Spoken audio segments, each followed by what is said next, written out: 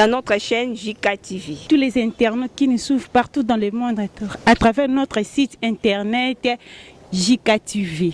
Film kitoko, émission kitoko, bokozala vraiment décidé. Et je dis un grand merci à DG à chaîne Oyo, Jansi Katongo Mobala Pembe.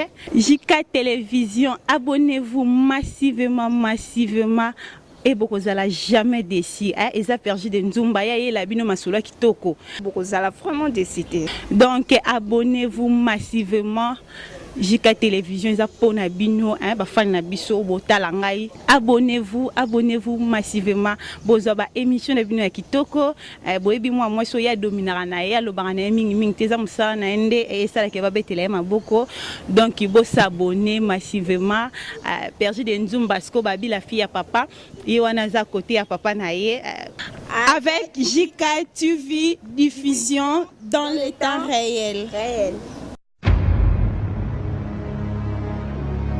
Salut na bande konyo subazui l'occasion à kolanda biso à travers notre site internet JK Télévision et à travers notre émission Betali Solo.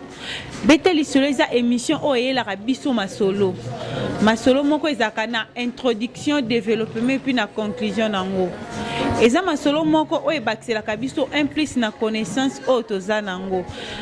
Laissez-moi dire un grand merci à mon patron Jansi Katongo, en tout cas patron Nangande Yewana vraiment, et puis na réalisateur Nangai Ayebana na déjà Shadrach Bill Gates na PCMBO. En tout cas c'est grâce à lui de bozo zwanga na ba condition moko un peu parfumé quoi s'il faut dire. Et en Beteli Soleil le pergi de Nzumba ngalo belabiso ni ngalo belabiso sur la propriété d'une femme. Le lengeni ni moi si akoki kozala propre. Tolo lengeni ni moi si akoki ko se faire propre na nzoto na ye.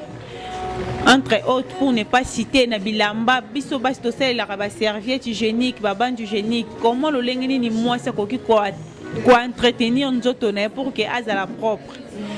Betali solo alele zwa ki mwanta nango ebele ya kokanisa. Qu'est-ce qu'il faut dire na bandeko bazotalanga? Souvent bémission na biso yela kabino beaucoup plus ba implice. Lorsque on la perdu de Nzumba, bien sûr on seka okoloba selon yo, mais à la fin au moins aux analyses moko o ko attirer na compte ya émission au Betali solo. Oui, perdu de Nzumba le zolo belapso sur la propriété des corps. Lolengni moi ça ko kozala soin. Souvent il y a des femmes au basalak. Il y a aussi des femmes au batekaka, vendeuses. Il y a aussi des femmes au bavanda na bonka na ndako. Azarani ne sika au salade. Maintenant une femme au atikalaka beaucoup plus na ndako. Bazara toujours na tendance mobwe. Elle peut se réveiller le matin là à saline misale. Azo zela kaka po kota douche a sokola nzoto ne na sokola ka ba 17h. Oui, il y a des femmes qui fait ça. La muki pa na tongo. On a un esiko kende tabando soko bilamba bongsi ndako bongsi nyonso ndako ne bien propre là. Mais nzoto ya ye moko mutu awzela ka ana 17h. Omona alambi na kolamba fufu pe batu ba olia masokolité. Il y a aussi des mamans au bazalaka alamuki tongo okene pe paité mabandi non na douche. Moi si oza soin to moi si oyebi ko bongsa nzoto na ye tango alamukaka na tongo même si oza nesiko kendaka te oza na musala mo osalaka te eloko liboso moi si ya bopeto asalaka akosokola nanu nzoto na ye avant toutefois même asimba musala ya ndako abongisa asala soki nini non moi si oza propre abandana ko bongisa nzoto na ye koloba te ke no nga na bimaka na ngai te nasikombola na ngai na ndako nasala na ngai na musala non. Il y a aussi des femmes au bazalaka abimaka pa kendaka musala asokoli na ye mais asokoli na ba condition mo c'est comme si ça pressé le comme tout le monde bazolanda ye non Betali solo ya lelo e ko bakisela biso moi boyebi mokie moi connaissance mokie na makamsu to zo mona onka bongo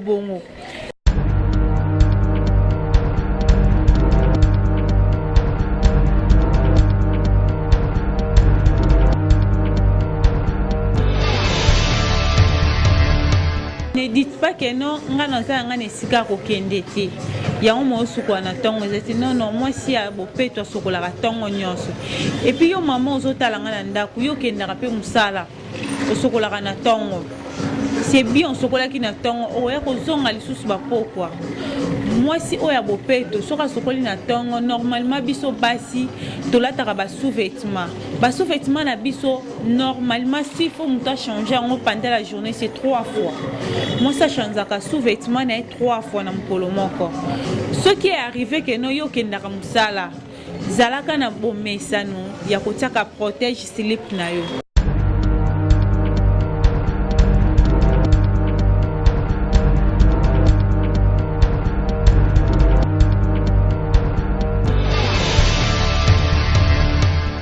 Lorsqu'au tient yango même si e bebisi okolongola yango o remplacer yango na mususu eza pe moko ya façon ya komibongisa ya kobongisa nzoto na ozala soin kolobaka te na sikola kina ntongo nga na salaka na nga nono.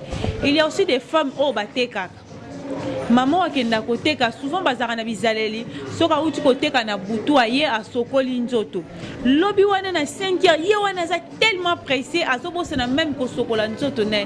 Il y a des femmes coûtent pour aller plus loin abosa na même ko procès abimi wana lokwa mutu mo bazolande non. Perji de Nzumba Pekisio, si tu fais ça ce n'est pas bien. Moi si ya bopeto ala mukaka tongo sokoli nzoto na ye malamu wana bien akende pa ito akende pa ita bonti nzoto na ye et puis ba cover sur ba sous-vêtements na ye ba soutien na ye. Lorsque to sokola ba soutien na biso to tiaka ngo na singa et des fois ba to be ba ye ba rater que sous-vêtements pe ba repassa kango. Sokozana mombo monoko somba moi germol na yo na mai no wana ya ko passer au tie biloko no wana na kati au protéger ngo bien là pour ne pas être victime ya microbe o ezo tambola ezo circuler wana o mema yango na nzoto na yo te.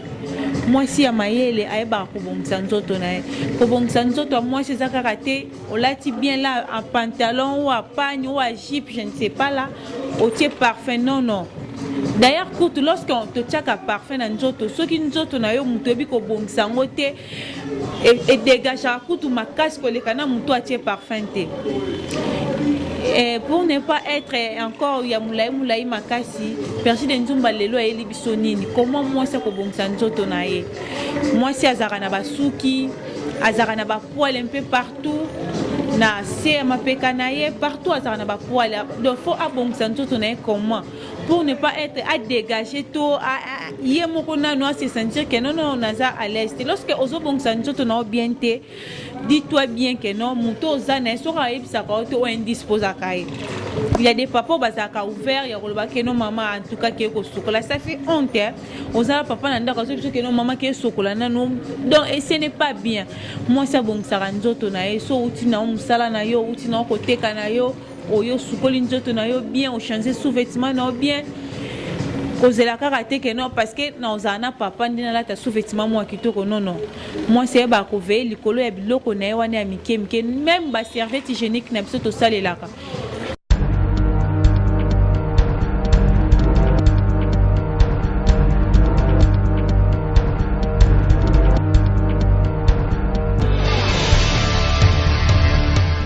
Vous dans notre chaîne JK TV. Tous les internautes qui nous suivent partout dans le monde à travers notre site internet JK TV. Ba film kitoko, ba émission kitoko bokozala vraiment décidé. Et je dis un grand merci na DG ya chaîne Oyo, Jansi Katongo Mobala Pembe. JK Télévision, abonnez-vous massivement.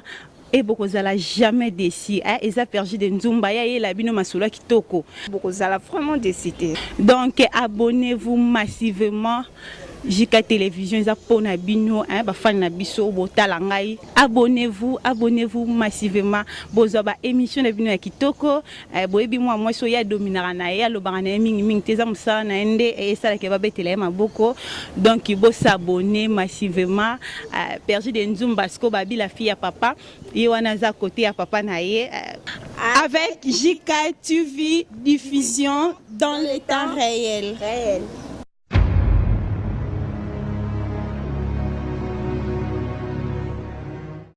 Salut à tous les téléspectateurs qui nous suivent partout dans le monde à travers votre